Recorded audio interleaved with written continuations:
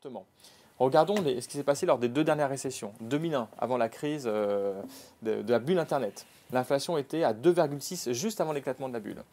Dernière crise, dernière récession aux États-Unis, c'est juste avant les subprimes. C'est les subprimes. Donc, qu'est-ce qui s'est passé? L'inflation avait remonté à 2,5%. Je parle de l'inflation hors énergie, l'inflation sous-jacente. Le cœur. Le cœur de l'inflation corps.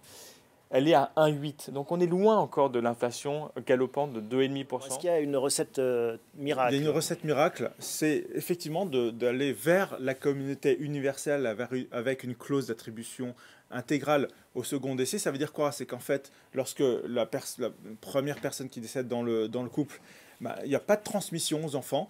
L'ensemble du patrimoine est gelé d'une certaine manière et est transmis tel quel aux survivants. Je rappelle que depuis la loi 2007, la loi TEPA, la loi Sarkozy, il n'y a pas de droit de succession entre conjoints. Simplement, il faut rappeler que l'immobilier est à la croisée des actions et des obligations. Les actions, parce que évidemment l'immobilier se revalorise en fonction des taux, mais en fonction d'autres paramètres également, et des obligations parce que l'immobilier est assis sur des loyers d'immobilier d'entreprise en général, qui sont plutôt des baux de 3 ans, 6 ans, 9 ans. Donc vous voyez que ces cash flows qui sont assez récurrents, assez long terme, eh bien, ils vont venir stabiliser la valeur et protéger par rapport à des changements de marché.